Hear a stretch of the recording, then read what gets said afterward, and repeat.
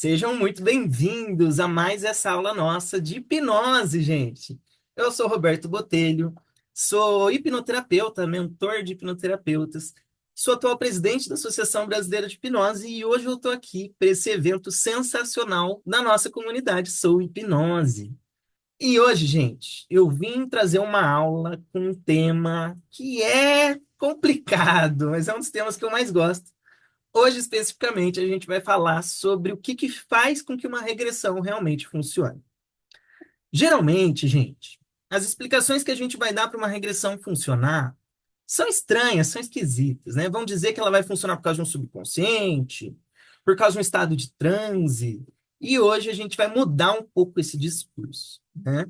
Essa aula de hoje talvez seja uma aula um pouco pesada para alguns, mas eu acredito que o tema vai agregar muito para a prática de vocês, né? Bom, geralmente, se eu chegar para hipnólogos, sei lá, pergunto para 10 hipnólogos, por que a regressão realmente funciona? Eu geralmente vou ouvir aquelas duas explicações que eu disse. Ah, é por causa de um subconsciente, né? Ou é porque a pessoa entrou em transe e aí a memória vem. E, na verdade, ela não funciona por causa disso, né? Ela funciona por outros motivos. A ideia minha de hoje aqui é quebrar esses mitos e essas visões históricas que a gente carrega para expandir esses conceitos nossos. E expandindo isso, gente, isso abre possibilidades com relação à nossa forma de fazer regressão. Porque essas explicações mais clássicas do porquê a regressão funciona, ela limita a nossa prática. Veja bem, se eu acredito que para a regressão funcionar tem que ter um transe, se não tem transe, não tem regressão. E aí eu faço a indução, a pessoa não entra em transe. O que vai acontecer? Eu vou ter que mandar a pessoa embora para casa, né? Então, só o fato de eu me liberar desse peso de ter que ter o transe, por exemplo, já vai me tornar mais seguro com relação à minha própria prática, né? Então, a ideia aqui é justamente expandir a visão do porquê que a regressão realmente funciona, de forma que vocês não precisem estar presos a esses medos, né? Principalmente de transe e de subconsciente. Hoje a gente vai falar de regressão aqui de forma séria. De forma séria. Inclusive, galera, esse conteúdo que vocês estão vendo aqui nessa aula é conteúdo de curso, né? Então vocês vão estar tendo um conteúdo que geralmente é pago e que muitas vezes vocês nem vão encontrar por aí aqui no Brasil, né? Então, espero que vocês aproveitem ter essas aulas aqui, essa aula aqui hoje. Seguindo, vamos lá. Eu falei que para fazer regressão, a gente não precisa de transe, não precisa falar de subconsciente. Antes de eu explicar, eu já vou dar um exemplo claro. Se você estuda o mínimo de PNL, você já ouviu sobre técnicas como, por exemplo, o reimprint ou a linha do tempo. O reimprint e a linha do tempo são duas ferramentas que envolvem regressão, que não vão usar transe e não vão envolver falar de um subconsciente, né? Então, se essa galera já faz sem regressão, sem usar nada disso, você, como hipnólogo, não deveria também, né? Então, vamos entender um pouco o que realmente está por trás dessa regressão e o que faz com que ela aconteça, né? Entendendo isso, eu espero que você tenha mais flexibilidade. Então, bora lá. Vamos falar de neurociência, gente. Beleza. Primeiro de tudo, galera, vamos fazer uma divisão bem simples aqui. Vamos só separar uma base de dois termos aqui que eu acho importante para a gente começar. A gente tem dois termos básicos que é dessensibilizar e ressignificar. Vamos entender um pouco isso aqui. Ressignificar, gente, é você alterar o significado de algo. É você mudar a percepção racional sobre esse algo. Quando eu falo sobre ressignificação, eu estou falando principalmente de linguagem. O termo ressignificação, ele surgiu com um cara chamado Gregory Bateson. O Bateson, ele criou um termo que, na verdade, não é ressignificar, é reframe. Reframe seria alterar a moldura de um quadro, a moldura de algo. Seria o reenquadramento. Bem isso, Lucas. Como se eu pudesse olhar um quadro, mas com uma moldura diferente, de forma que mude minha forma de olhar esse quadro, né? Quando eu falo de ressignificar algo, eu estou falando sobre quebrar as famosas crenças limitantes. Mas veja bem, gente, eu não preciso de hipnose para ressignificar alguma coisa. Ressignificação tem a ver com o processo de aprendizado básico. Se eu aprendo algo, eu mudo o significado que eu tinha com relação a isso, né? Então, se você aprender algo nesse curso ou melhorar o aprendizado de algo que você já tem, você está ressignificando esse aprendizado. E eu não preciso te hipnotizar para ressignificar algo.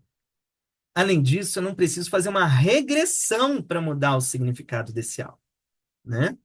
Então, eu não preciso nem de hipnose, nem de regressão. O que que isso significa? Que a ressignificação, ela acontece a todo tempo, a todo momento. Basta eu simplesmente conversar com a pessoa. E ressignificar, gente, não é exclusividade da hipnose, nem da regressão, né? Muito bom. Outro ponto importante, gente. Ressignificação é uma sugestão. É uma sugestão. E nem toda sugestão vai ser aceita. Vou dar um exemplo. Você pode fazer uma sessão de regressão incrível. Aquela baita ressignificação. Você embasa a sua ressignificação, cria uma historinha por trás, justifica aquilo. E aí você vai ver depois e a regressão não funciona, a pessoa não aceita. Gente, para uma ressignificação ser aceita, ela vai depender do próprio conjunto de crenças da pessoa. Vamos entender isso daí. Se você pega duas pessoas e faz essas pessoas receberem irem falar com um pastor. Uma pessoa é ateia, uma outra pessoa é evangélica. Essas duas pessoas vão receber essas informações desse pastor de forma diferente. Ou seja, as sugestões que esse pastor está dando podem ser aceitas ou não por essas duas pessoas. Não é porque você ressignificou que essa pessoa vai aceitar. Por mais que essa ressignificação seja linda, ela pode ser maravilhosa. Nem sempre isso vai ser aceito. E veja bem, eu conheço pessoas que têm fobias de sapo. Cliente que eu já recebi. Minha cliente, ela chegou, sentou na minha frente e falou assim, Roberto, eu tenho fobia de sapo. Eu nunca vi ninguém morrer por causa de um sapo. Eu nunca vi ninguém ser atacado por um sapo. Eu sei que sapo não ataca, eu sei que sapo não vai fazer mal para mim. Mas eu vejo o sapo dispara fobia em mim, dispara medo. Gente, será que saber que sapo não faz mal, que sapo não ataca, é o suficiente para eu não ter medo? Não é. O que eu quero dizer com isso? Você alterar o significado de algo não significa que você vai sentir diferente esse algo. Inclusive, a maior parte dos clientes que chegam na terapia, eles vão trazer problemas que vão envolver perda de controle, muitas vezes. Eles vão dizer assim, Roberto, eu sei que eu não preciso gritar com meu filho, eu não preciso despejar a raiva em cima dele, mas ele faz arte e eu perco o controle, eu grito com ele. Então, perceba, só ressignificar não vai resolver muitos problemas. Porque linguagem e emoção no cérebro são áreas que são diferentes. Gente, é óbvio que mudar o significado de algumas coisas vai mudar a resposta com relação a isso. Mas nem sempre. Nem sempre. Se eu chegar para uma pessoa que está no meio de uma crise de pânico e dizer assim, fica calma, essa pessoa não decide ficar calma. Ela pode saber que ela não precisa estar em pânico. Não vai mudar a resposta do pânico dela. Não muda. Então, grande parte dos nossos problemas vão envolver respostas que não estão a nível de decisão. Até por isso que as pessoas estão indo para terapia. Senão eu ouviria o conselho da minha mãe, do meu amigo, e estaria resolvido, né? E aí, aqui a gente vai fazer uma divisão, então. Se grande parte dos meus problemas envolve involuntariedade, quando a gente fala disso, a gente vai usar o que a gente chama de dessensibilização. Só que é o seguinte, antes de eu explicar dessensibilização, por mais que eu esteja dizendo que córtex e áreas emocionais são diferentes, gente, com o córtex a gente regula sim respostas emocionais, mas um pouco, né? A gente não tem total controle sobre isso. Então, nesse caso do sapo, por exemplo, do cliente que diz para mim que ele sabe que ele não precisa reagir assim, ressignificar não vai adiantar. O que que a gente vai fazer? A gente vai utilizar o que a gente chama de dessensibilização, né? Inclusive, gente, antes de eu falar de dessensibilização de novo, o que eu mais vejo é cliente meu que fez anos de psicanálise, já olhou para o passado, sabe tudo o que causou o problema, sabe que não precisa reagir assim e continua com o problema, né? E continua com o problema. Bom, quando eu falo de dessensibilização, gente, eu estou falando de tirar a sensibilidade, tirar a sensação do corpo. Eu posso chamar essa sensibilização de contracondicionamento, né? Contracondicionamento ou dessensibilização vai envolver mudar a resposta que está disparada no corpo agora. Mudar a resposta do corpo à sensação. Então, eu tenho um cliente. Esse cliente chega e fala assim para mim, Roberto, eu vou ter que fazer uma apresentação no meu trabalho. Eu domino todo o conteúdo dessa apresentação, até porque fui eu que montei, eu cuidei do projeto, mas só de pensar que o meu chefe vai olhar para mim, eu já começo a ficar inseguro e eu congelo. Poxa, essa pessoa sabe que não precisa congelar. As pessoas sabem o conteúdo. Saber vai tirar a insegurança dela? Não vai. Então, nesse caso, o que que a gente vai fazer? A gente vai dessensibilizar ou contracondicionar essa resposta que essa pessoa está tendo, né? E aí, se sentindo diferente, a experiência dela muda. Basicamente, é essa a ideia.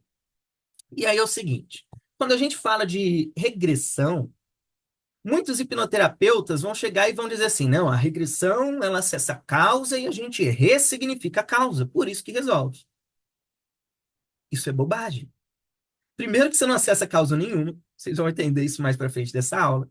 Segundo, que não é porque você ressignificou que resolveu, tá? Não é bem assim, não. Aí, tem muito hipnoterapeuta que faz sessões de regressão e fica ali 3 horas fazendo a sessão, 4 horas fazendo a sessão de regressão, e aí você vê esse hipnoterapeuta achando bonito que essa regressão foi longa, sendo que, na verdade, regressão longa não é algo legal, né? Quando você entende a neurociência, o cara que fez uma regressão de 3, 4 horas está demorando tanto que ele não sabe fazer bem a regressão, ele não sabe dessensibilizar, né? O cara que fica focando só em ressignificar as respostas, ele vai tornar a regressão mais lenta, porque ele vai dessensibilizar por meio da regulação cortical, né? O Lucas falou o seguinte: os métodos de regressão atuais são tão bons que levam o hipnoterapeuta de volta para os anos 80. Exatamente. Se você faz regressão e essa regressão demora 3 horas, você está usando uma regressão ultrapassada. E olha, é bem ultrapassado, porque nos anos 80 já tinha gente fazendo muito mais rápido do que isso, né?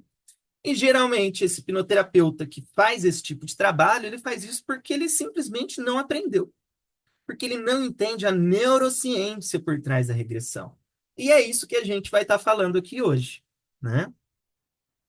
Bom, antes da gente seguir e falar de fato sobre a neurociência da regressão, eu acho importante trazer um disclaimer aqui, tá? Que é o seguinte, gente, eu vou falar muito de neurociência, e neurociência é uma área que dá para estudar a vida inteira e tem inúmeras áreas dentro da neurociência. Eu posso falar desde o neurônio e como é a estrutura do neurônio, passar minha vida inteira estudando essa parte dentro do neurônio. Eu posso estudar a relação entre esses neurônios, a parte química. Eu posso estudar as áreas do cérebro, a relação entre essas áreas. Então, assim, são muitas áreas diferentes dentro da neurociência. Inclusive, a neurociência ela está se atualizando. Então, gente, eu vou pincelar apenas alguns dos conceitos que eu vou trazer aqui. E é bom vocês saberem que muitos dos nomes que eu vou estar trazendo aqui, daqui a um mês pode ser que tenha mudado, que surjam outros nomes para isso, assim como pode ser que isso seja invalidado por novos estudos que surjam, tá? Então, vamos lá. Vamos partir do básico da neurociência da regressão. Para a gente entender esse básico do básico, vamos lá para o início. Nós temos um conjunto de células que são características do nosso sistema nervoso, que a gente chama de neurônios. Os neurônios são essas células responsáveis por transmitir esses impulsos nervosos. E aí é o seguinte, existem inúmeros tipos diferentes de neurônios, tá? E E os neurônios não estão só no nosso cérebro, gente. A gente tem neurônios no cérebro, no coração, no intestino, nos olhos e por aí vai, tá? E esses neurônios, eles têm estruturas diferentes, funções completamente diferentes, tá? A gente geralmente pensa em neurônio, já pensa em cérebro e acha que tudo é a mesma coisa, e não é, né? Existem tipos diferentes de neurônios. O que importa aqui para a gente é que os nossos neurônios, eles se conectam com os outros, eles fazem conexões, que aqui a gente vai chamar de sinapse, né? A sinapse é uma conexão física entre esses neurônios, é uma ligação entre eles. Quando eu falo que eu aprendi alguma coisa, o que que aconteceu no meu cérebro? Eu criei sinapse. Eu criei sinapse, né? Se eu falo que eu criei memória, eu criei sinapse. E isso é uma mudança física no meu cérebro, né? E aí, eu vou falar muito de sinapse, muito de neurônio aqui. E é bom que vocês saibam, gente, que os neurônios, eles geralmente não fazem uma ligação só. Tem neurônios que fazem uma ligação só. Mas geralmente um neurônio, ele se conecta até com milhares de outros neurônios ao mesmo tempo. Tá? É importante vocês saberem isso. Um neurônio pode fazer inúmeras sinapses com outros neurônios, não é uma sinapse só, né? Tá. E essas sinapses, elas vão transmitir informações de um neurônio para outro, né? Por meio de, por meio de, peraí, deixa eu ver o que estão mandando aqui. Ah, tá. E eles vão envolver processos que são elétricos e processos que são químicos, né? Tá. Existe uma parte entre esses neurônios, entre essas sinapses, tem a sinapse, essa conexão, e nessa sinapse tem um vazio, um vazio. Então aqui eu tenho um neurônio, aqui eu tenho outro, e aqui está um espaço vazio entre essas sinapses. Esse espaço vazio nessa sinapse a gente vai chamar de fenda sináptica. Né? A gente fala muito que sinapse é uma conexão física, mas existe um espaço vazio. E essa fenda sináptica é onde vai estar passando esses processos que são químicos, né? Daqui a pouquinho eu vou falar um pouco mais sobre isso. Bom, nessa fenda sináptica eu vou ter ali uma parte que é pré-sináptica, que vai enviar a informação, e eu vou ter uma parte que é pós-sináptica, que vai receber essa informação. E eu disse que esse vazio, né, ele transmite umas questões químicas ali. A gente vai dizer que essas questões químicas são o que a gente chama de neurotransmissores, né, que são bolsinhas químicas ali, né? Tá. Essas bolsinhas químicas, esses neurotransmissores, é o que a gente vai dizer que é a dopamina, acetilcolina, endorfina, e por aí vai. A gente não vai se aprofundar nisso daqui. O que importa para a gente é que os nossos neurônios eles transmitem informações elétricas e químicas. Não é só elétrica, é eletroquímica, né?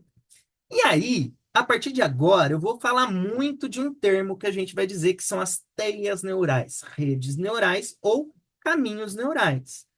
Sempre que eu falar sobre teia neural, caminho neural, gente, eu vou estar falando de uma forma bem resumida, tá? Por quê? Porque quando dispara as áreas do cérebro, não vai disparar uma sinapse, vai disparar milhares de sinapses ao mesmo tempo.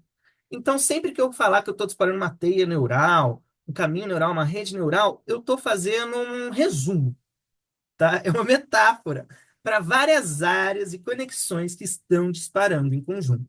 Não é uma sinapse só que dispara ali, tá? O nosso cérebro ele tem bilhões de neurônios, bilhões de sinapses, e tudo está sendo ativo ao mesmo tempo, tá?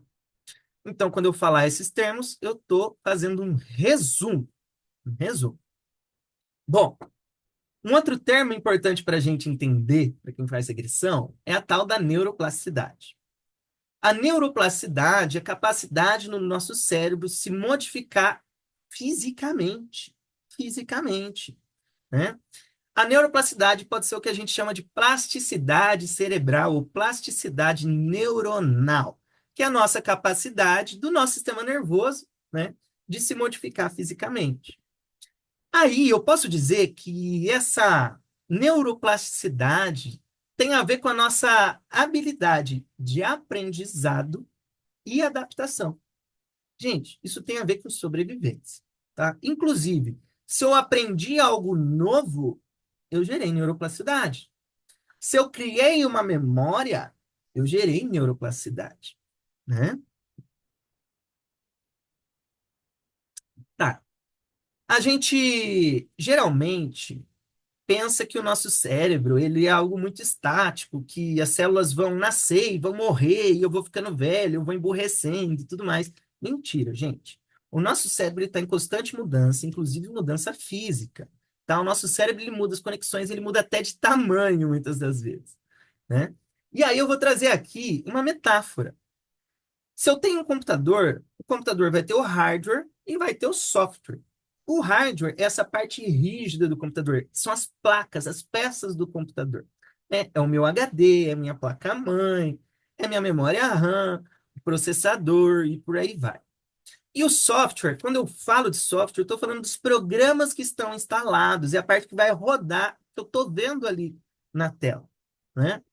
Então, se eu fosse fazer um paralelo, o hardware é o meu cérebro e o software seria a mente, vamos dizer assim. Não gosto muito desse termo, mas é basicamente isso daí. Então, o cérebro, que é a parte física, seria o hardware e o software seria a mente. Só que, quando a gente fala de cérebro, essa metáfora talvez não se encaixe muito bem. Por quê? Porque o nosso cérebro, diferente de um computador, ele é algo que está em constante mudança. O nosso cérebro ele não é hard, ele é soft. Ele está se alterando fisicamente o tempo todo. O tempo todo. E aí, se isso está sendo alterado, isso gera algumas coisas diferentes aqui para a gente. Quando eu mudo a minha mente, eu mudo o hardware. Da mesma forma que se eu mudo o hardware do meu cérebro, eu mudo a mente também. Uma coisa está alterando a outra ao mesmo tempo. Elas estão interrelacionadas, né? Tá. Ao mesmo tempo, gente, quando eu falo que as memórias estão nas sinapses, memória não está em um local específico do corpo, do cérebro também. Tá? A memória está em inúmeros lugares diferentes do cérebro, envolvendo milhares de conexões ao mesmo tempo. Tá?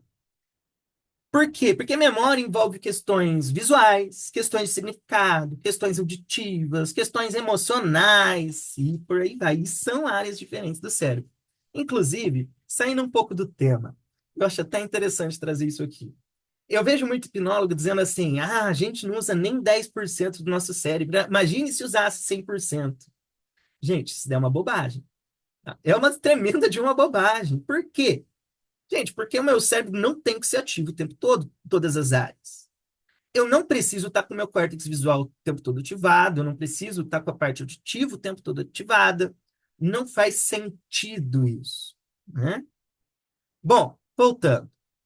Então, a neuroplasticidade tem a ver com adaptação e aprendizado, né? O nosso cérebro, ele é vivo, ele está se modificando a todo momento de forma estrutural. E aí, quando eu falo de neuroplasticidade, essa neuroplasticidade ela pode acontecer em múltiplos níveis diferentes, tanto de uma forma mais micro quanto de uma forma mais macro, né? Depende muito do contexto. Tá,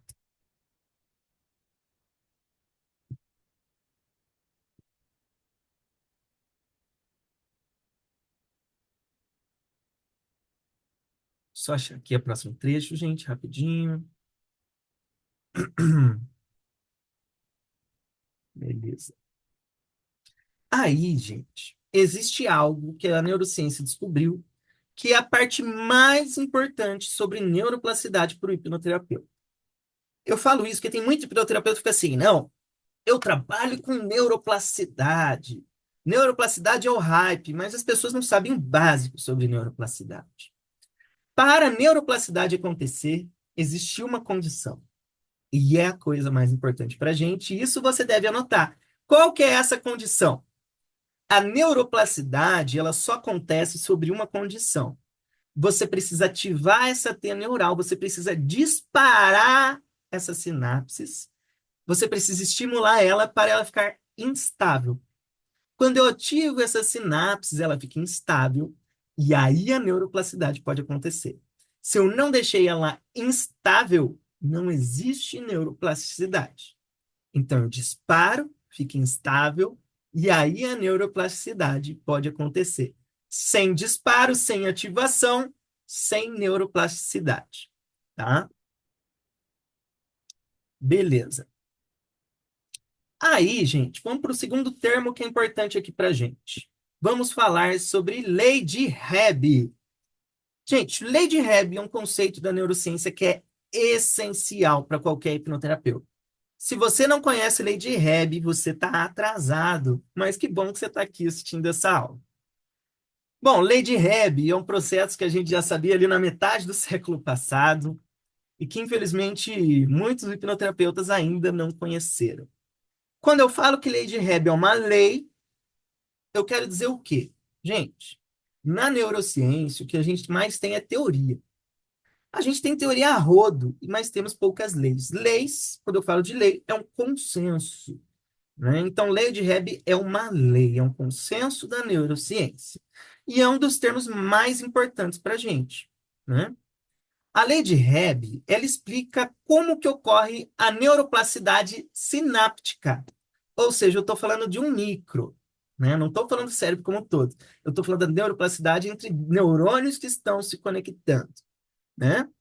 E aí, essa lei de Hebb, ela vai falar dessa neuroplasticidade sináptica, assim como das consequências disso daí, né? De forma bem resumida, a lei de Hebb diz o seguinte: neurônios que disparam juntos se conectam juntos e continuam disparando em conjunto. Neurônios que disparam juntos se conectam juntos e continuam disparando em conjunto. Tá, o que isso quer dizer, gente? Se eu disparo neurônios de forma repetida, ao mesmo tempo, eles vão se conectar e vão tender a continuar disparando em conjunto. O que importa aqui é essa repetição, essa persistência disso daí. Quem criou essa lei de Hebb foi um cara chamado Donald Hebb, em 1949. Então a gente já sabe disso há muito tempo, né? De forma menos resumida ainda, o que isso quer dizer? Vamos dizer que eu tenho neurônio A e eu tenho neurônio B, e eles estão próximos. Se eu disparo o neurônio A, disparo o B, disparo A, disparo B, disparo A, disparo B, eles vão se conectar. E aí vai surgir um processo de causa e consequência. Ou seja, quando eu disparar o A, o B vai ser disparado em conjunto de forma automática. Por quê? Porque estão conectados. Pensa na metáfora do fio elétrico. Se eu tenho uma conexão entre neurônio A e neurônio B, eu disparo o A, esse sinal vai ser transmitido para o B e vai disparar o B em conjunto, né?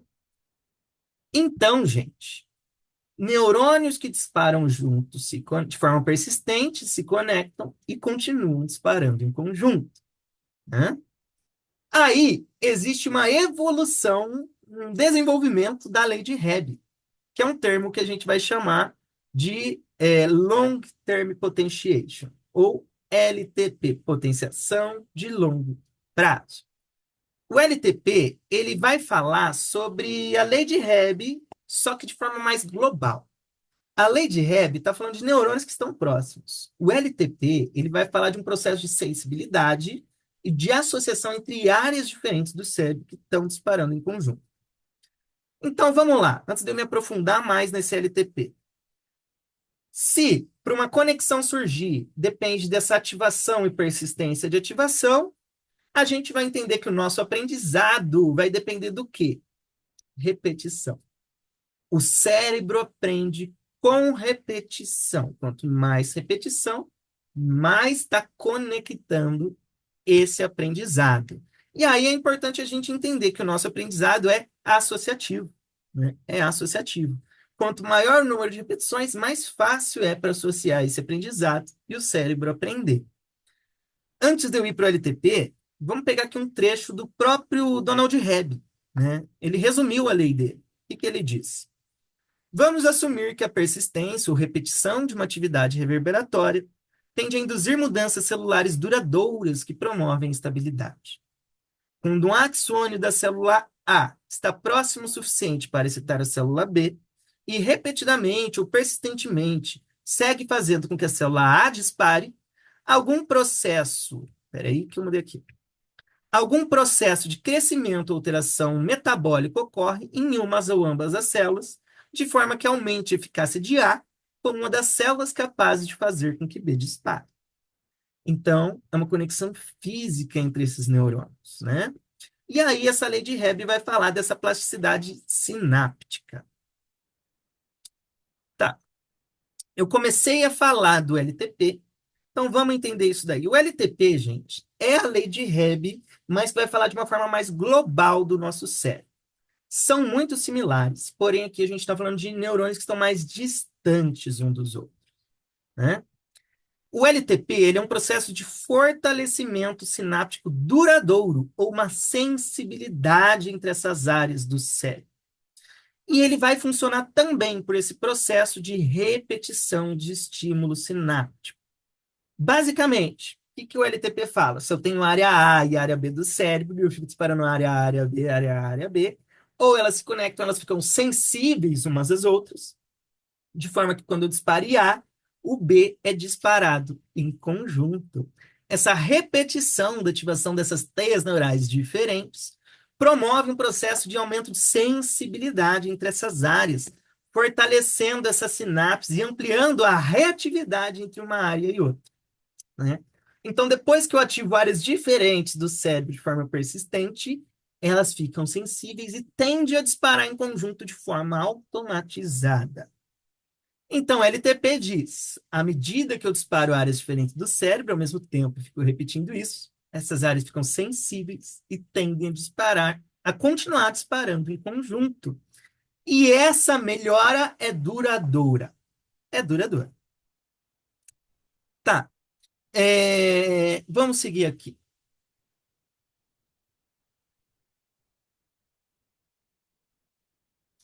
Aí, a gente entra num outro termo da neurociência, e esse eu acho que é um dos mais importantes para qualquer pessoa que faz regressão, que é um termo que se chama State Dependent Learning, que seria aprendizagem dependente do estado. O State Dependent Learning, ele pode ser conhecido também como memória dependente do estado. Então, em português, memória dependente do estado ou aprendizado dependente do estado. O State Dependent Learning, gente, ele fala sobre um fenômeno de recuperação de memória. Olha que louco. Recuperação de memória. Quando eu falo recuperação de memória, isso já relembra a gente regressão, né? Porque o que a gente faz na regressão? A gente recupera memórias, evoca a consciência, essas memórias. O que o State Dependent Learning fala para a gente é que, que a recuperação dessas memórias ela fica mais fácil e mais eficiente quando a gente dispara parte desse aprendizado. Se eu disparo parte desse aprendizado, o resto do aprendizado tende a ser disparado em conjunto, evocado em conjunto. E aí, essa parte do mesmo aprendizado pode ser o próprio estado em que esse aprendizado foi aprendido, né? Então, se eu aprendi algo enquanto eu estava sobre um estado X, vai ficar mais fácil eu recuperar esse mesmo aprendizado se eu estiver no mesmo estado X. É como se, quando eu entro nesse estado e aprendo esse algo, esse estado se associasse a esse aprendizado. E aí, se eu disparo parte desse aprendizado, ou o estado, por exemplo, que faz parte desse aprendizado, todo esse resto desse aprendizado ou memória tende a ser disparado em conjunto. Então, vamos lá.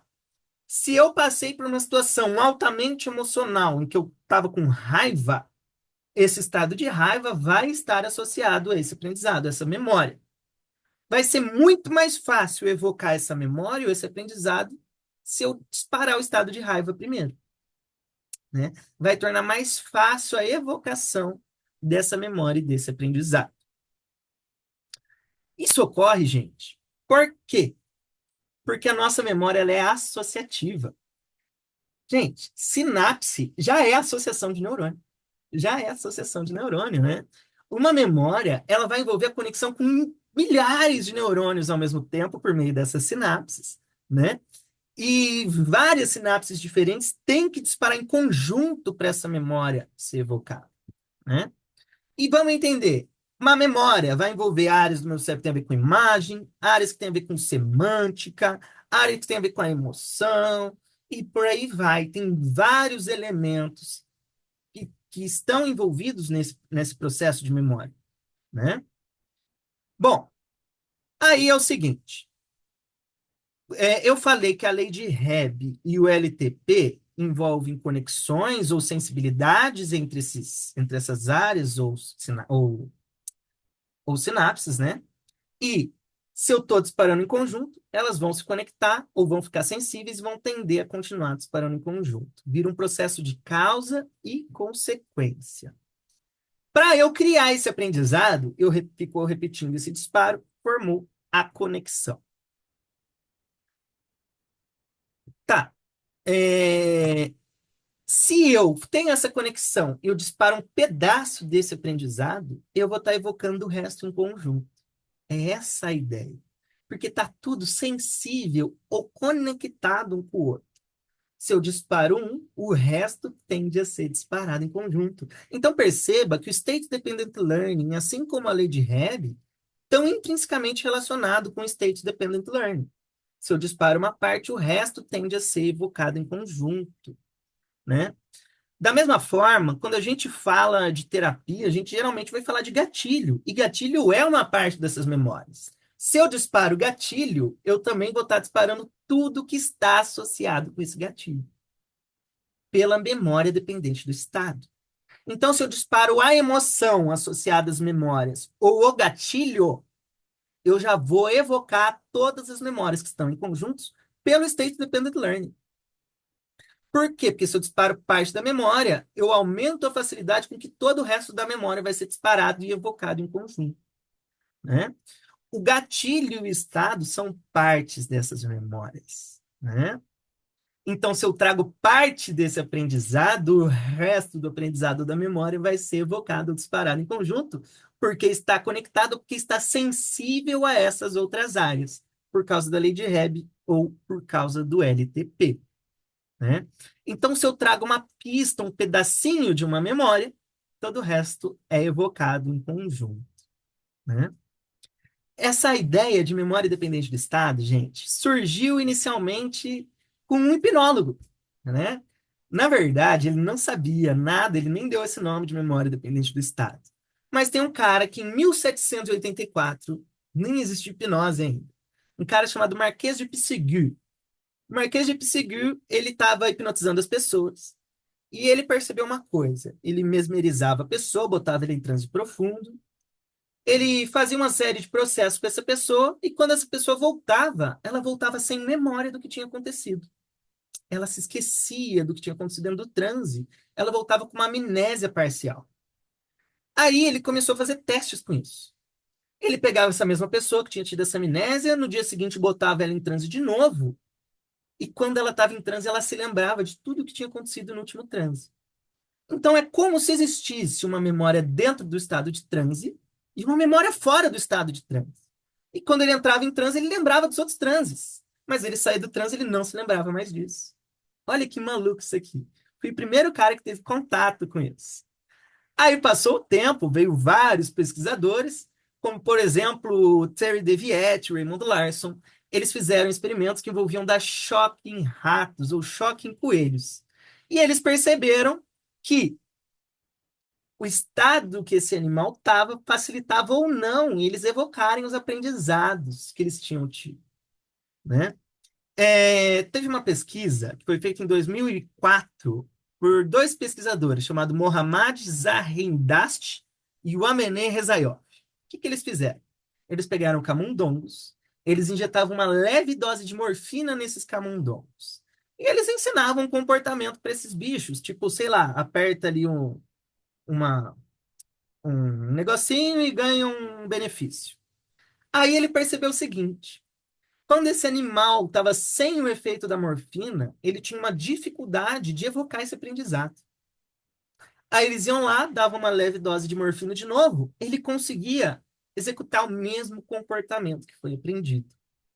É como se, quando ele tivesse sob a morfina, ele executasse com facilidade tudo que foi criado sob efeito de morfina, E quando ele estava sem a morfina, ele não conseguia se executar com facilidade os mesmos comportamentos, né? Para esses pesquisadores, era como se o estado em que os ratos se encontrassem tornasse mais fácil a recuperação desses aprendizados e dessas memórias. Em 1979, o Royce, o Post e o Weingartner, eles fizeram uma pesquisa onde eles descobriram que pessoas que estavam deprimidas há mais tempo apresentavam uma maior dificuldade para evocar memórias de felicidade. Essas pessoas deprimidas há mais tempo, elas tinham maior facilidade para evocar memórias de tristeza. Olha que louco isso, gente. Tá, vamos lá. Em 64, foi feito um estudo em Overton, chamado Aprendizagem Independente do Estado ou Dissociada, produzida com pentobarbital. E aí, nesse experimento, eles descobriram algumas coisas interessantes. Eles usaram seres humanos e sedativos, né? Eles davam uma leve dose de sedativos e passavam uma série de palavras que essas pessoas deveriam decorar essas palavras para depois falar sobre elas. Eles notaram o seguinte: quando eles estavam sem o efeito de sedativo, eles tinham dificuldade de trazer as palavras. Dava dose de sedativo, eles conseguiam trazer as palavras em ordem com maior facilidade. Então, a memória dependente do estado, gente, ela fala que quando eu estou em um estado específico, eu vou ter um maior desempenho e maior facilidade na recuperação de informações, memórias ou aprendizados que surgiram nesse mesmo estado, né? Mas, gente, vamos lembrar que a memória dependente do estado não fala só do estado. Ela fala de eu disparo parte do aprendizado. Se eu disparo parte do aprendizado, o resto do aprendizado tende a ser disparado em conjunto. Então, assim como o estado facilita a evocação do resto das memórias, o próprio gatilho também vai fazer isso, porque o gatilho está associado com as outras memórias, inclusive com o mesmo estado, né? Tá, e aí, gente, esse estado não é só estado emocional, só estado do corpo, pode envolver uma substância, uma droga, café, sei lá o que for, né? Tem um cara que eu gosto muito mesmo desse cara, que inclusive é um dos bambambãs da hipnose ericksoniana, que é o Stephen Gilligan, né? O Gilligan, quando ele estava na universidade, ele fez várias pesquisas científicas envolvendo especificamente a memória dependente do estado, né? Só para comentar, o Gilligan é um dos caras que estava lá no início da PNL, nem se chamava PNL ainda, se chamava Grupo Meta. O Gilligan, ele foi convidado pelo Bender, Grinder e o Bateson para ir fazer a modelagem do Erickson.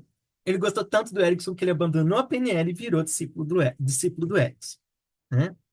Quando o Gilligan estava lá em Stanford, ele fez mais de 30 experimentos durante 5 anos, envolvendo justamente a memória dependente do estado. Vou resumir alguns deles, gente. Basicamente, de forma muito resumida, ele fazia assim: ele pegava uma galera, pedia para eles virem para o laboratório, ele disparava um estado X, tipo assim, raiva, e começava a fazer perguntas sobre essa pessoa. A pessoa sobre o estado de raiva, ela recebia perguntas do tipo assim, tá, conta sobre seu passado, sua história. O que que você acha sobre a vida? O que que você fala do seu pai, da sua mãe? E por aí vai. E ele percebeu que quando a pessoa estava com raiva, ela tendia a falar do passado com raiva. Então ela evocava as memórias de raiva desse passado e dizia o que tinha tido raiva no passado. Aí, na semana seguinte, ele chamava a mesma pessoa, disparava felicidade nela e começava a perguntar do passado, da vida e por aí vai. E estranhamente, a pessoa que falou na semana passada do passado com raiva, agora estava falando como se o passado tivesse sido feliz.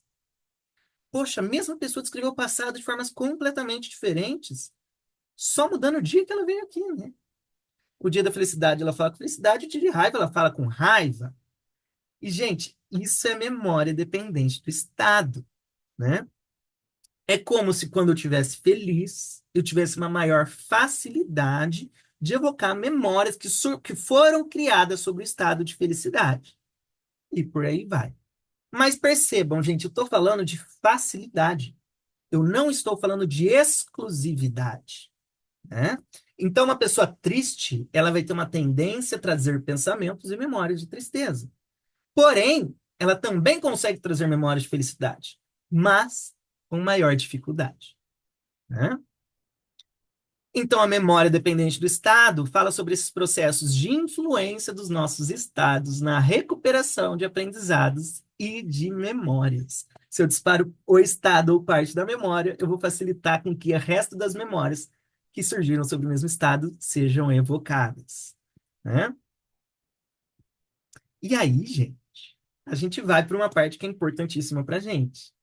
Tem muito hipnólogo que vai dizer assim: ah, a regressão funciona porque o subconsciente trouxe, porque a pessoa entrou em transe e o subconsciente trouxe a memória. Gente, isso é bobagem. Isso é bobagem. O que que vai fazer com que as memórias sejam evocadas em uma regressão? O estado disparado, a emoção que foi disparada. Se eu não disparo o estado problema, as memórias tendem a não ser evocadas. Tendem a não ser evocadas. Ou seja, se a pessoa está neutra e você desacessa a memória que causou isso, provavelmente ela não vai causar, não vai evocar essas memórias.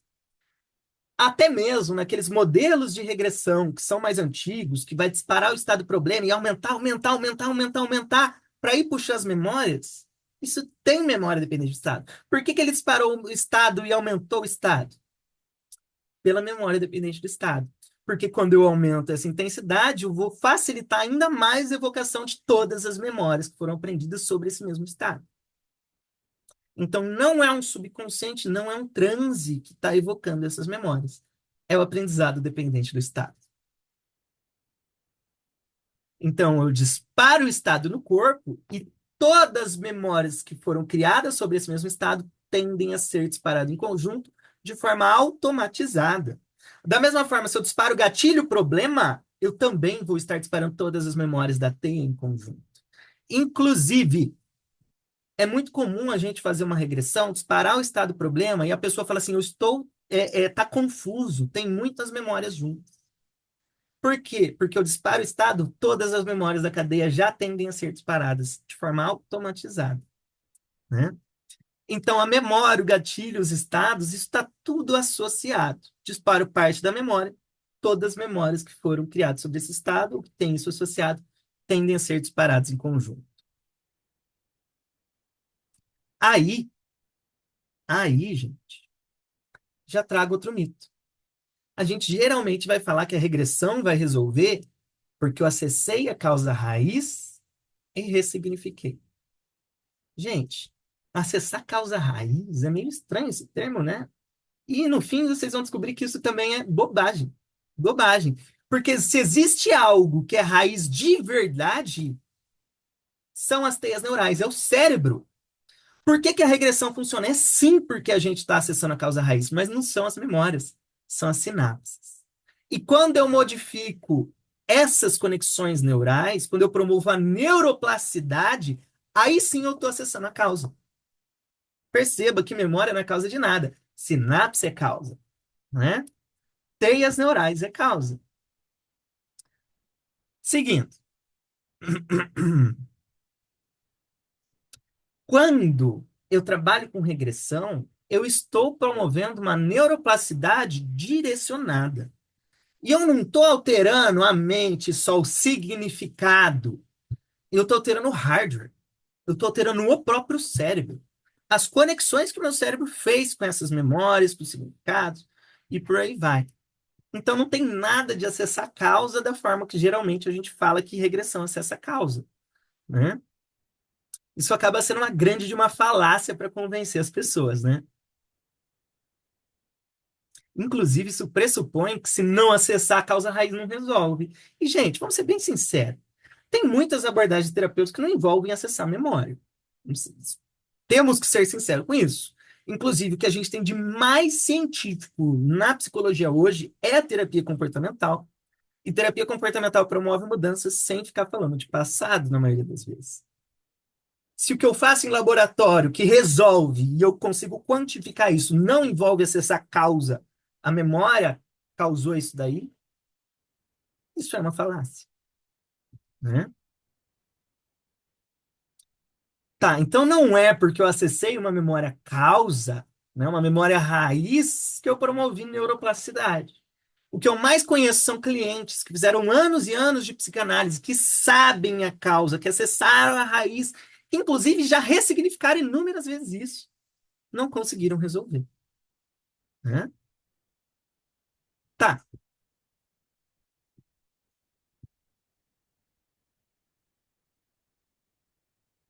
Então, se eu disparo o estado de um problema, ou se eu disparo parte desse problema, isso vai tender a disparar outras teias neurais que estão associadas a esse problema.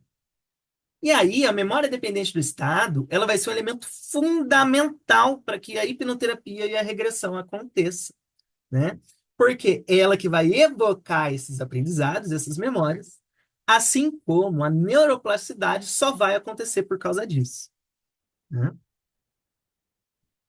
Bom, agora que eu já falei um pouco sobre esses termos da neurociência, vamos se aprofundar um pouquinho mais em algumas coisas.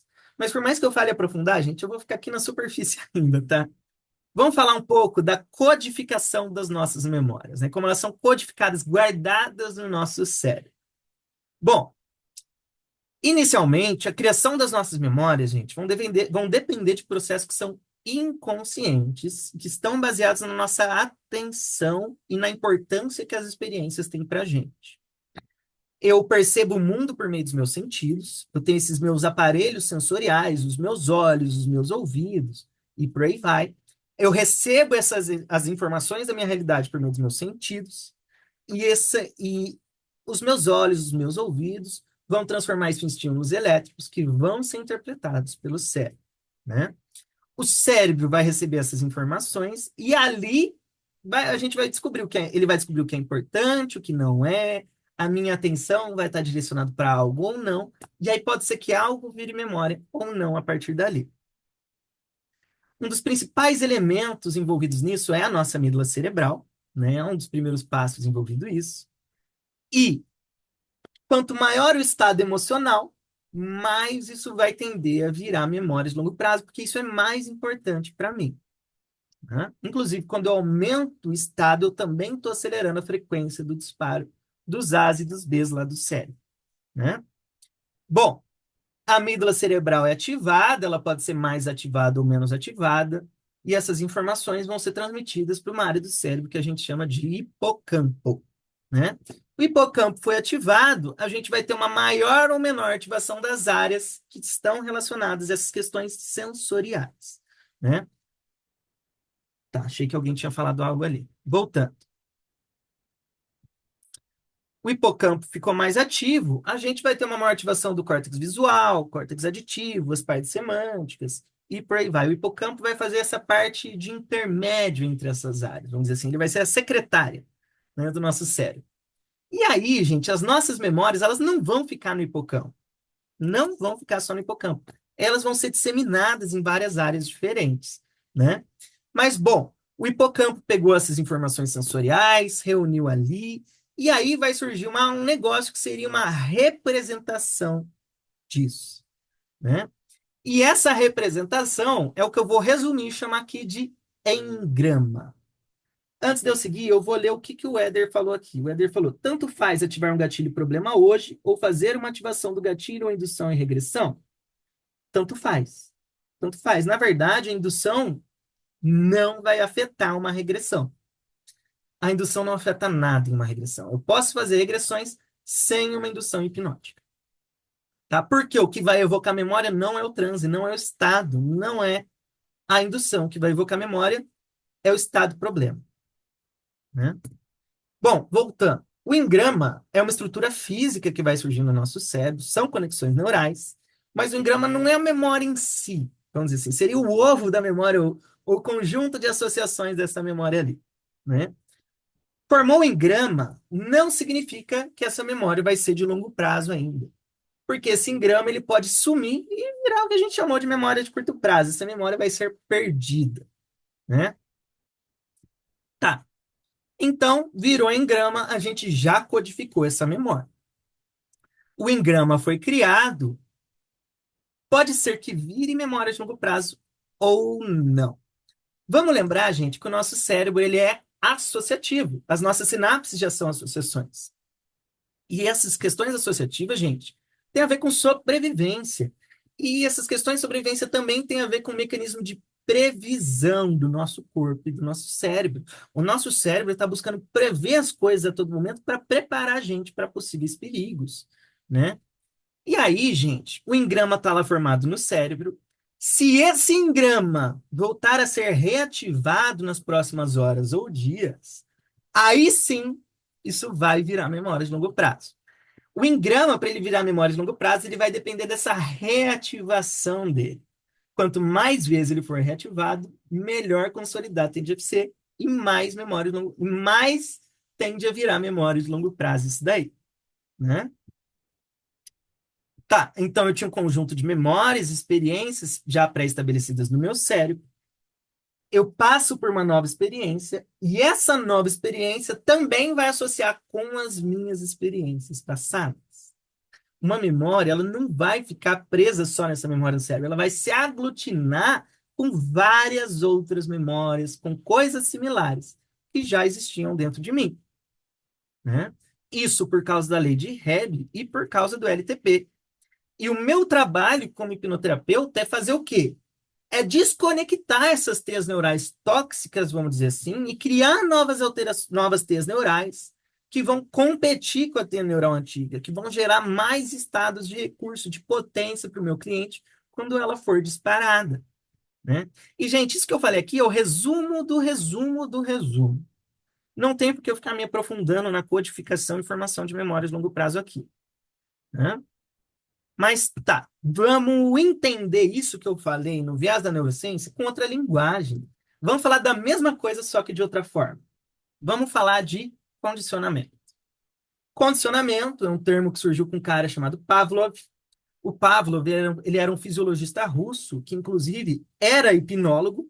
Pavlov foi um dos grandes nomes da hipnose, né? Inclusive ele trabalhava com teoria de estado. E aí o Pavlov ele estava fazendo um experimento que envolvia analisar a saliva de cachorro. Ele alimentava os cães dele, os cães comiam, depois ele tirava um tubo de saliva da boca dos cães e analisava. E aí ele era um cientista, então ele tinha um método científico, ele fazia sempre igual, né, para ter uma validação disso. E o que que ele fazia? Ele batia um sino, ele entregava comida para os cachorros comiam, depois ele coletava o tubo de saliva. Chegava a próxima refeição, bate o sino, entrega comida, cachorro come, coleta saliva. Próxima refeição, bate o sino, entrega comida, cachorro come, coleta saliva. Chegou um momento que ele percebeu que aconteceu uma coisa. Ele batia o sino e só de bater o sino, os cães já começavam a salivar. Ele não precisava mais mostrar comida. Mas, gente, vamos prestar atenção numa coisa. Eu não decido salivar. Salivação é involuntário, inconsciente.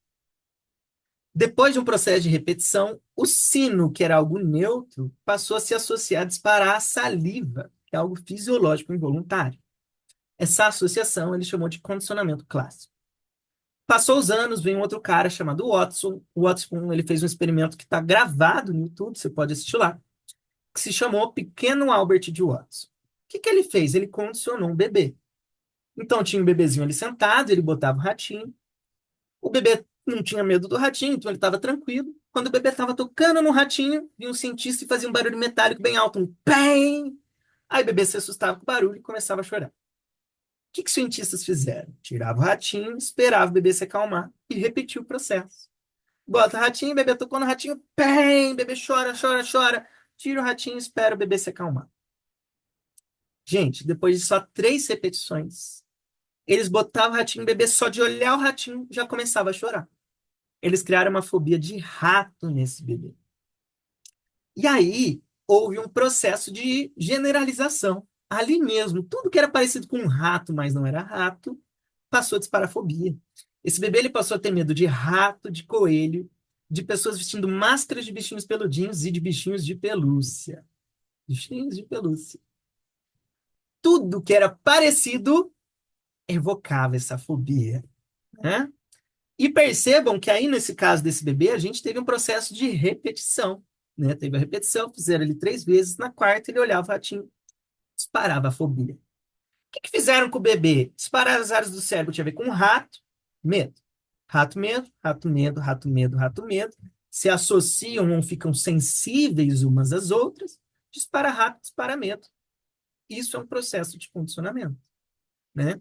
Geralmente, quando a gente fala de condicionamento, a gente está falando de um processo que envolve algo que era neutro, um estímulo e uma resposta. Então, disparar as áreas do cérebro tinha rato, vinha o barulho, o estímulo, e o estímulo disparava medo. Rato, barulho que estimula medo. Rato, barulho que estimula medo. Depois de uma repetição, não precisa mais do barulho, que o rato já dispara medo. Vamos pegar outro caso. Era sino bate, chega comida, comida estimula a saliva. Sino bate, chega comida, comida estimula a saliva. Depois de uma repetição, não precisa mais da comida, que o sino já dispara a saliva. Tinha uma época que o meu celular tocava, era problema e o problema me deixava estressado. O celular tocava, era problema, ficava estressado. O celular tocava, era problema, ficava estressado. Chegou no momento que só do celular tocava, eu já ficava ansioso. Eu fui condicionado a isso. E perceba que aqui eu estou falando de respostas que são involuntárias, são coisas que eu não decido. E ressignificar isso provavelmente não vai mudar a forma que eu me sinto com relação a isso, né? Então, o condicionamento vai envolver repetição e o estado disparado. Só que vamos transformar isso em uma metáfora para a gente entender. Estamos todos nós que estamos assistindo essa aula aqui dentro da floresta. Nós estamos em 2024, caçando na floresta. Aí, de repente, um pássaro canta. Quando o pássaro canta, eu não tenho que ficar nervoso porque o pássaro cantou. Eu estou acostumado, habituado a ter o pássaro cantando. Assim como eu estou acostumado a ter ouvir o barulho do carro passando na rua, a ouvir o barulho do ar-condicionado, do ventilador. Mas, se a gente está caçando, de repente um arbusto faz um barulho, uma moita faz um barulho, por uma onça ataca o nosso amigo. Na hora que a onça atacou, meu corpo vai entender, meus sentidos vão perceber que eu estou em perigo, e o meu corpo vai começar a reagir a partir disso. Vai liberar cortisol, adrenalina, e por aí vai.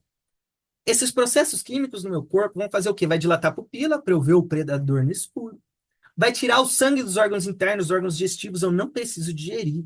Vai mandar tudo para os músculos, para o braço, para as pernas, para eu ter tônus muscular e ter preparação física para lutar com o perigo ou para sair correndo dali. Essa resposta que está acontecendo aqui é importante. E essa situação de alto perigo é o que a gente vai chamar de trauma. E, gente, tem que ter o trauma numa situação dessa. E eu estou falando aqui de trauma de forma positiva. Mas por que o trauma é importante aqui? Porque se eu já passei em uma situação de perigo onde o barulho do arbusto poderia me matar, poderia acontecer algo dali que vai me matar, na próxima vez que eu estiver caçando com vocês e acontecer o barulho do arbusto, eu não posso pensar de forma racional, poxa, será que eu vou morrer agora? Se eu tiver resposta cortical, eu já morri. Então, deu o barulho do arbusto, já vai ativar todos os conjuntos de memórias, sinapses que estão associados a esse barulho. Já vai disparar adrenalina e cortisol para preparar o meu corpo. Dessa segunda vez que todo esse conjunto de resposta aconteceu de forma automatizada, qual que é o nome disso, nome dessa experiência? Ansiedade. Eu preciso ter ansiedade nessa situação para preparar o meu corpo para o possível perigo, isso é proteção. Só que o que é essa ansiedade? É o meu corpo reagindo a um possível gatilho para me preparar para um possível perigo que surgiu quando? De um aprendizado que eu tive no meu passado, uma sinapse que já foi construída. Olha que louco isso aqui. E se eu não tiver essa ansiedade, provavelmente eu vou morrer ali. A questão, gente, é que hoje em dia a gente não está caçando mais, né? A gente se relaciona, a gente trabalha e por aí vai. E o nosso corpo está gerando aprendizados, condicionamentos que vão reagir de forma involuntária, de forma totalmente involuntária. Isso é proteção, né? Então, se eu tive um processo que envolve emoção ou repetição, o meu corpo, o meu cérebro está aprendendo, né? Seguindo, gente, tem uma pesquisa que eu adoro, que eu acho interessante, que se chama The Misinformation Effect, o efeito da desinformação. Quem desenvolveu esse experimento foi a Loftus e Palmer, né? Aconteceu em 1974. O nome da pesquisa foi Reconstruction of Automobile Destruction, an example of the interaction between language and memory. A reconstrução da destruição de automóveis, um exemplo da interação entre a linguagem e a memória. Bom, o que aconteceu com esse experimento do The Misinformation Effect? Nesse estudo, gente, eles separaram a galera em dois grupos diferentes, o grupo A e o grupo B. Os dois grupos assistiriam um vídeo de um mesmo acidente de carro. Eles assistiriam o mesmo acidente. Porém, depois de assistir esse vídeo, os dois grupos receberiam algumas perguntas e elas deveriam responder essas perguntas. Para um dos grupos, eles perguntavam assim: o quão rápido estavam os carros quando eles smashed? Smashed é um termo que a gente não tem em português, que seria o equivalente a esmagar, né? Então, quão rápido estavam os carros quando eles se esmagaram? E aí, o grupo B recebeu uma pergunta levemente diferente. O grupo B recebeu a seguinte pergunta: quão rápido estavam os carros quando eles colidiram ou entraram em contato? Um é smashed, o outro é contato. Gente, eles só mudaram uma palavra ali, nos dois grupos. E o que que eles descobriram, gente? Eles descobriram que o grupo A, que foi o grupo do Smashed, eles pressuporam que a velocidade que os carros estavam era muito mais alta do que o grupo B falou. O grupo B, que ouve a palavra contato, diz que a velocidade dos carros estava muito mais baixa do que o grupo A, que usou Smashed, né? Aí, essa pesquisa não terminou ali. Eles chamaram as pessoas para voltar lá na semana seguinte, as mesmas pessoas, e fizeram uma outra pergunta para esses grupos. Eles perguntaram se eles viram os vidros dos carros quebrados após o acidente. E o que que aconteceu? O grupo A falou que viu os vidros quebrados. O grupo B, a maior parte falou que não tinham visto o vidro quebrado. E, gente, o que que aconteceu? Não tinha vidro quebrado nenhum. Não existia vidro quebrado. Então, olha que interessante o que que esse experimento traz aqui para a gente. Esse experimento ele está falando sobre formação de memória e modificação da memória. Quando eles mudaram a linguagem, alterou todo o conjunto de significados associados a essa memória. A própria memória foi modificada. A própria memória foi modificada, né? As associações com essa memória foram modificadas. E aí, gente, é o seguinte: memória é um negócio extremamente instável. As nossas memórias, elas estão se modificando a todo momento. A todo momento. E vamos lembrar, gente. Eu disse para você, eu falei sobre neuroplasticidade mais cedo, e eu disse que tinha uma coisa importante sobre a neuroplasticidade. O que que é? Se eu disparo o neurônio, ele fica instável. E a neuroplasticidade só vai acontecer sob essa instabilidade. Ou seja, para a neuroplasticidade ocorrer, eu tenho que disparar um neurônio, a sinapse, para isso ficar instável. Se não tem disparo, não tem estabilidade, não existe neuroplasticidade. Então, o que eles fizeram ali foi expor a pessoa, usar a linguagem, e toda a memória foi modificada, né? Tá, seguindo.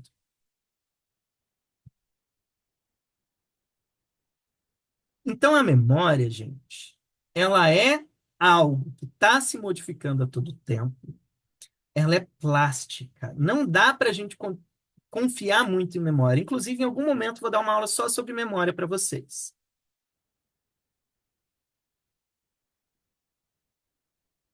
Tá? Então, o que que a gente está fazendo na verdade, gente, quando a gente faz uma regressão? O que a gente está fazendo é disparar a teia neural problema, disparar essas memórias. A gente vai deixá-las instáveis. E aí a gente vai estimular outras teias neurais em conjunto. Para quê? Para gerar novas associações, novas conexões, ou gerar um processo de sensibilidade entre essas áreas, né? Eu disparo o problema, fica instável, e eu estimulo outras teias neurais para criar novas conexões que vão ser concorrentes à conexão antiga que estava disparando no automático. O que eu estou fazendo é criando novas associações entre um gatilho que poderia gerar medo, só que agora, quando esse gatilho disparar, eu gerar segurança, por exemplo, né? Isso mostra para a gente, galera, que independente da técnica que eu estiver utilizando, ela vai tender a funcionar se eu disparar essa teia neural e estimular novas respostas logo em seguida. Estimular em conjunto essas novas teias neurais. E isso é o que a gente chama de reconsolidação terapêutica da memória. Né? O que que eu estou fazendo durante a regressão, gente? Eu estou disparando essas teias neurais. Estou disparando o estado. Disparo o estado. Pelo estado, o estado vai trazer o processo de memória dependente do estado, que vai ativar em conjunto várias outras memórias que contêm esse estado, que estão associadas uma a outra. Todas essas teias neurais vão ficar instáveis. E aí eu vou começar a ressignificar e dessensibilizar, que vai envolver ativar outras teias neurais que talvez nunca tivessem tido contato com a teia neural problema. Tá disparando automático. Essas teias neurais ou vão se conectar ou vão ficar sensíveis umas às outras, de forma que, quando eu desativar essas teias neurais, elas vão se reconsolidar de nova forma. Ou seja, a regressão é um processo de forçar uma neuroplasticidade de forma mais pontual no meu cérebro. A regressão é um processo de modificação de memória, só que muito além de modificar a memória, é modificar a teia neural, que é a raiz de fato desse problema. Então, eu ativo essa teia neural, eu estimulo de forma um pouco diferente, ela se reconsolida de uma nova forma. Ativo essa teia neural, fica instável, reestimulo ela de novas formas. Ao desativar, eu já reconsolidei de nova forma. Ou seja, eu estou mudando as associações com essas teias neurais. Consequentemente, depois de fazer isso de forma persistente, de repetir esse processo, na hora que disparar o gatilho ou disparar parte desse problema, vão ter novas teias neurais que vão estar sendo disparadas, ao invés da teia neural antiga, né? E é por isso, basicamente, que a regressão vai funcionar. Não é por causa de um subconsciente, não é por causa de um estado de transe, nem nada disso. Gente, é possível fazer regressão sem falar de hipnose. E, na verdade, se você procurar por terapia regressiva, a maior parte dos terapeutas que fazem regressão nunca tiveram uma aula de hipnose. E aí é maluco ver gente que faz regressão tranquilo, batendo papo, e muito hipnólogo dizendo assim: você não entrou em transe. Infelizmente, não vai rolar regressão aqui hoje. Olha só, gente, como os aprendizados que a gente teve vão limitar a nossa atuação na clínica, né? E aí, aqui, a gente está falando de fato de resolver a causa raiz, né? Que é mudar essas teias neurais que estão disparando no automático, né? Tá, seguindo, seguindo. Então, o que a gente vai fazer na regressão é justamente o processo de modificar as teias neurais associadas a essas memórias. Eu vou disparar essas memórias usando o estado e eu vou estimular novas teias neurais ao mesmo tempo, estimular os ABs para modificar essas conexões, né? Ativo, modifico, ativo, modifico.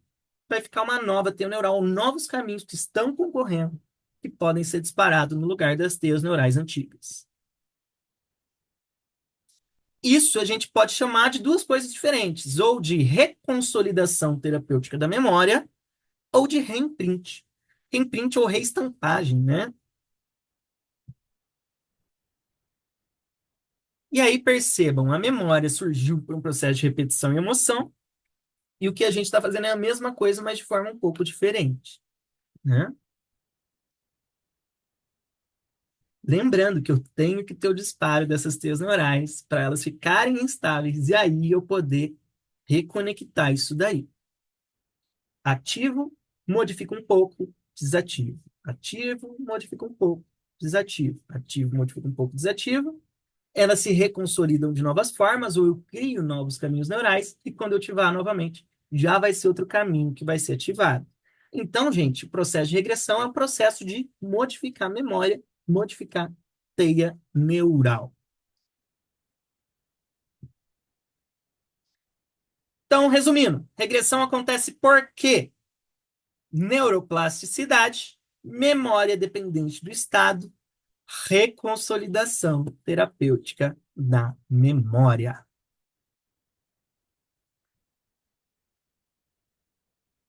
Aí, gente, vou trazer aqui para vocês um conceito que eu acho importante dizer. Se eu disparo a teia neural problema, o que está acontecendo? Eu estou disparando os ABs de novo do cérebro, que já estavam consolidados. Da próxima vez que eu disparo esse AB de novo da mesma forma, eu estou fortalecendo essa conexão. O que eu quero dizer com isso? Acessar a memória traumática fortalece o disparo problema. Lembrar do trauma fortalece o problema. Aí a gente tem algo que é um pouco paradoxal aqui. É extremamente paradoxal isso. Acessar a memória raiz geralmente vai tender a piorar o problema. Tá. Aí vem o conceito que eu queria que vocês aprendessem. Se eu quero que acessar essa memória resolva alguma coisa, eu não tenho só que acessar a memória ou ressignificar ela. Eu tenho que ativar novas teias neurais ao mesmo tempo. É mil vezes melhor, mil vezes mais terapêutico eu ajudar o meu cliente a entrar em contato com estados de recurso e de potência do que acessar qualquer memória raiz. Porque se lembrar da memória raiz tende a piorar o problema. Gente, se eu tenho uma fobia de altura, por exemplo, e por algum motivo eu vou num prédio, em cima de um prédio, e olho lá do alto, na hora que essa fobia disparou, isso é um retrauma.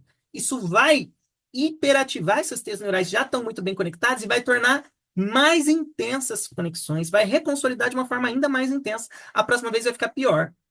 Se eu tenho pânico, o gatilho dispara, essa crise de pânico que eu tive agora vai reforçar o meu pânico da próxima vez. Isso é um processo de condicionamento. Ativar a memória, acessar a causa raiz, não resolve nada, na verdade só piora. Se eu quero resolver algo, eu tenho que estimular recurso enquanto disparo a teia neural problema, tá? E aí eu vou repetir, é mil vezes mais terapêutico eu ajudar o meu cliente a entrar em contato com o mínimo de recurso possível do que fazer ele acessar qualquer memória raiz do problema. Bom, tá. E aí, gente, quando a gente faz regressão, a gente deve fazer os dois trabalhos em conjunto. Eu vou ressignificar, vou mudar o significado e vou dessensibilizar ao mesmo tempo. Eu vou contracondicionar ao mesmo tempo. Então, eu vou trabalhar com o significado e com a emoção, estado, em paralelo ao mesmo tempo. Os dois têm que acontecer em conjunto. Se eu só trabalho com o significado, a minha regressão vai ser lenta, vai ser longa. Consequentemente, eu estou disparando a mesma teia neural problema repetidamente, inúmeras vezes. Isso pode gerar retrauma. Se eu quero fazer uma regressão de forma eficiente, eu vou trabalhar com o significado e com o estado associado. E aí, quando eu falo de estado associado, a melhor forma de lidar com isso é utilizando colapso de âncoras, né? Na PNL, geralmente vão utilizar esse termo, né? Eu vou disparar um estado de potência, um estado de recurso dentro do problema. E a gente tem métodos para fazer isso, como, por exemplo, o que a gente chama de meta padrão, né? Tá. Gente, e aí, baseado no que vocês já aprenderam aqui, eu não preciso de falar de subconsciente para fazer regressão.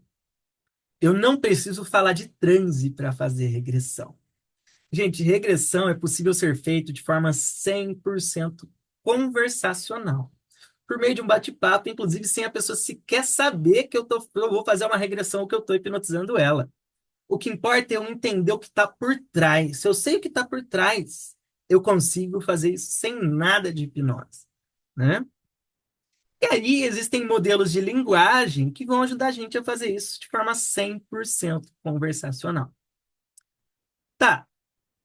Ah, gente, acho que basicamente esse é o conteúdo que eu tinha para dar aqui. Agora, o que que a gente vai fazer? A gente vai terminar essa aula, a gente vai se despedir aqui de quem vai assistir essa gravação. E eu vou estar abrindo para dúvidas para vocês aqui que estão acompanhando essa aula ao vivo. Vou tirar as dúvidas, depois eu vou fazer uma demonstração de uma regressão conversacional para vocês. Então, se você está assistindo essa gravação, eu convido você a participar também do grupo Sou Hipnose e a me seguir nas minhas mídias sociais, Roberto Botelho Hipnose. Espero que você tenha gostado dessa aula. Um grande abraço e até mais.